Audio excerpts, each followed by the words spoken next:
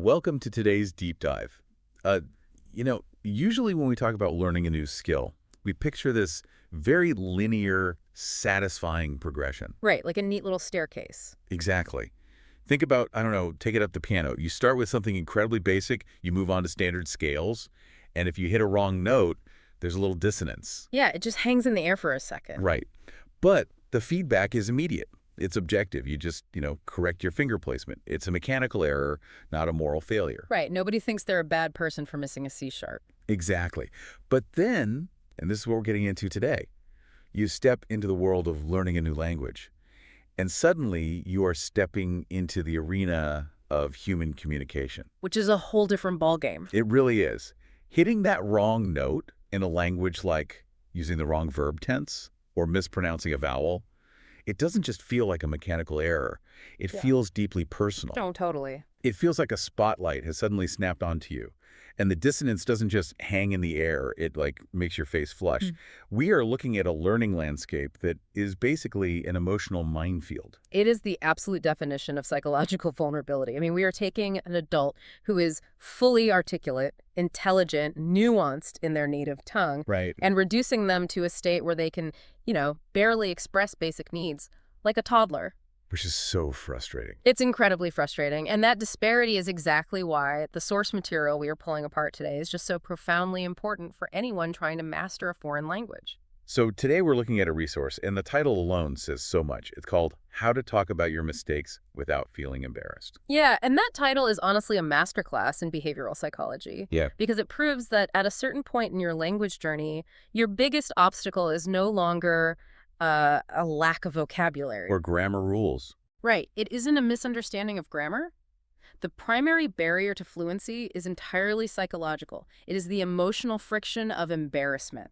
So if you are out there right now, battling your way through Spanish conjugations or trying to master the tonal shifts in Mandarin or wrestling with English phrasal verbs, this entire discussion is tailored to your experience. Exactly. We see you. Our mission today is to reframe those moments of linguistic failure.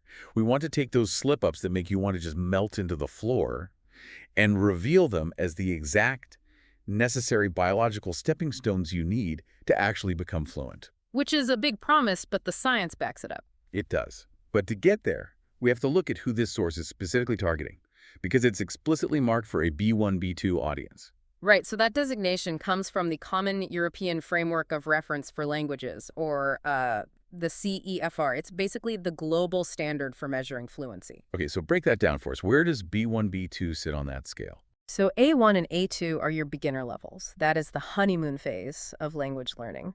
I mean, expectations are practically on the floor. Yeah, you're just happy to be there. Exactly. If you walk into a bakery in Paris and you just manage to order a croissant and the baker simply understands you, you feel like a linguistic genius. You feel like you could write poetry in French. You really do. Every new word is a massive victory. And because you know almost nothing, you don't actually realize how much you are getting wrong. You are totally shielded by your own ignorance. Okay, I love that. Shielded by ignorance. You're thrilled just to be making sounds that resemble human speech, and people are applauding you for essentially walking across the room without falling over. Exactly, baby steps. Yeah.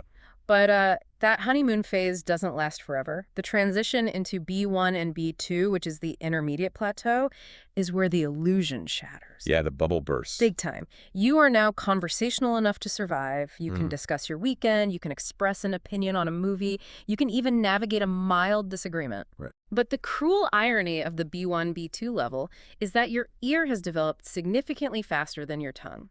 Ah, okay. The receptive skills versus productive skills. Exactly. The receptive skills always outpace the productive skills. Your listening comprehension is now advanced enough that you know exactly what correct, fluid, native speech sounds like. You can hear the cadence, the nuance. Right, the effortless linking of words. But your productive skills, like the physical act of retrieving the vocabulary and moving your mouth to speak it, haven't caught up at all. So when you open your mouth, you can actively hear yourself messing up in real time. Yes. The ignorance is entirely gone. You are acutely aware of your own grammatical butchery. Oh man, that is so true. You just used the past tense instead of the present perfect, but your mouth was moving too fast to stop it. Okay, let's unpack this with an analogy because I think this is so relatable. Being at the B1, B2 level is kind of like Having a top-of-the-line 4K monitor plugged into an outdated graphics card from, like, 2004. Oh, that is a perfect way to describe it. Right. You can clearly perceive the high-definition fluency coming in. You appreciate the resolution of what the native speaker is saying. Yes. But when you try to render that same complex thought and output it yourself, your hardware just stutters, drops frames, and completely crashes. It blue screens. Exactly.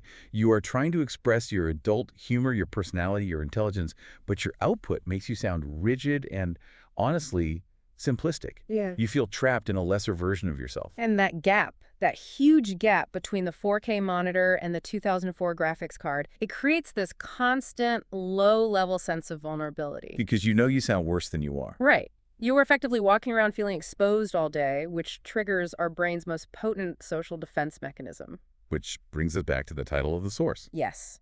That acute awareness leads directly to the core emotion this source material attempts to resolve. Feeling embarrassed. The dreaded embarrassment. The fact that a language learning resource is dedicating its focus to emotional regulation rather than, say, subjunctive verb drills is a profound acknowledgement of how the brain actually acquires language. Because at that intermediate stage, it's not about the grammar anymore. No, it's not. At the intermediate stage, the affective filter becomes your absolute worst enemy. Okay, let's pause there. The affective filter. We hear that term thrown around in linguistics all the time, usually described as some sort of invisible emotional wall. Right. But what is actually happening physically in the brain when that wall goes up? It is a literal hijacking of your cognitive resources. When you are relaxed and confident, the affective filter is low. Language input flows into the language acquisition centers of the brain, and output flows back out smoothly. Okay. But when you feel anxious, stressed, or embarrassed, the brain perceives a social threat. The amygdala, which is basically the brain's alarm system, spikes your cortisol and adrenaline levels. So you're going into fight or flight mode over a verb conjugation. Exactly. And here's the critical part for language learners. Dealing with that perceived threat consumes massive amounts of working memory. Oh, wow. Think about it. To conjugate a verb in real time, or to recall whether a noun is masculine or feminine, your prefrontal cortex needs all the working memory it can get. It's like RAM on a computer. Perfect analogy, yes. Yeah. When you are embarrassed, the amygdala steals that RAM to manage your heart rate and analyze the social danger. You literally lose the cognitive bandwidth required to construct a sentence. Oh, no. A classic mistake. Right. And the entire table just erupts in laughter. I am going to turn bright red. Yeah. I am going to want the earth to literally open up and swallow me. Of course. But you better believe I am never, ever going to misuse that specific word for the rest of my life. Isn't embarrassment a highly effective memory tool? It absolutely is. Under those very specific, isolated conditions, what you experienced at that dinner party is known in psychology as an emotional flashbulb memory. Flashbulb memory. Yeah. The spike of adrenaline and cortisol caused by the embarrassment signals the hippocampus to tag that moment with extreme priority. The memory is seared into your neural pathways. So it worked. It did. You will never confuse those two Spanish words again.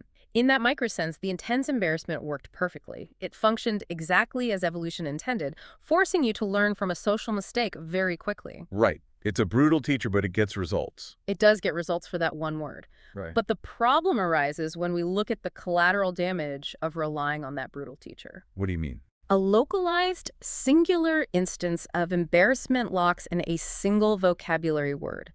But what intermediate language learners face isn't just one dinner party mistake, it is chronic embarrassment. Right. It's an all-day, everyday thing. Exactly. It is 50 tiny mistakes every single time they open their mouths. It's misusing a preposition at the grocery store, then using the wrong tone with a taxi driver, and then stumbling over a conjugation with a colleague. So it's death by 1,000 cuts. Yes. And if every single conversation feels like touching that electric fence, what is your brain's natural survival response going to be? You're going to stop going near the fence. You're just going to stop speaking. Exactly.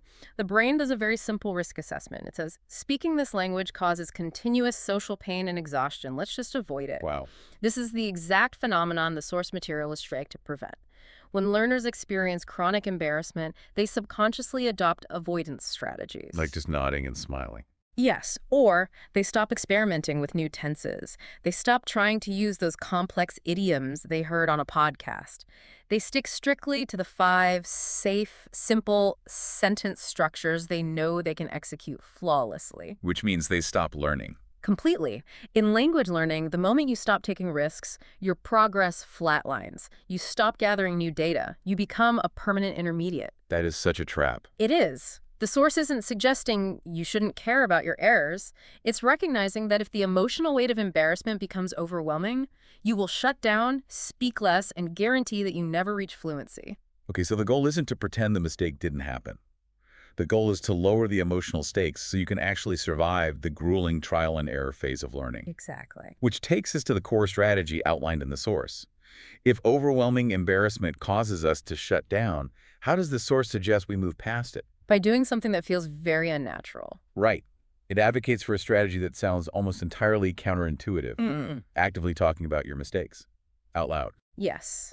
This metalinguistic approach advocates for a level of transparency that most adults find incredibly uncomfortable. I mean, I would. Right, because when we stumble in a conversation, our instinct is to quickly gloss over it. We hope the other person didn't notice the grammatical car crash, or we just awkwardly forge ahead, leaving this cloud of confusion behind us. Just power through and hope for the best. But by advocating that learners stop and talk about their mistakes, the source is suggesting a profound psychological shift. You transition from being a passive, embarrassed victim of an error to an active, curious investigator of your own language output. Okay, so you are stepping outside of yourself and becoming your own editor in real time. Precisely. But I gotta say, I have to challenge the practicality of this, especially in a professional setting. Okay, let's hear it. If you were talking to a native speaker that you want to impress, maybe it's a colleague or a new client, and you say the wrong word, shouldn't you just move on as quickly as possible? You'd think so, right? Yeah, because if you stop the flow of conversation to openly discuss your mistake, aren't you just drawing a giant blinking neon circle around your failure? That is the fear, yes. Aren't you explicitly reminding them that you don't fully know what you are doing? It definitely feels like you are highlighting your incompetence. And honestly, that fear is completely rational. Thank you. But psychologically and socially, the exact opposite occurs. Acknowledging a mistake out loud actually strips the mistake of its power. How so? Think about it. When you make an error and try to hide it, the native speaker still hears it. They notice the wobble. Right, they aren't deaf. Exactly. But now an awkward tension hangs in the air. Did you not know the word? Are you just careless? Are you struggling to comprehend the broader conversation? And while they are wondering that, you as the learner are spending half your brain power replaying the mistake in your head. Exactly. Which means you aren't fully listening to whatever they say next. It creates this cascading effect of confusion. So how does talking about it fix that? By pausing and saying something like, hold on, I just used the indicative tense there instead of the subjunctive, didn't I? I always mix those up. Let me try that again. Okay. When you do that, you completely shatter that awkward tension. You are signaling something incredibly important to your listener. You are signaling self-awareness.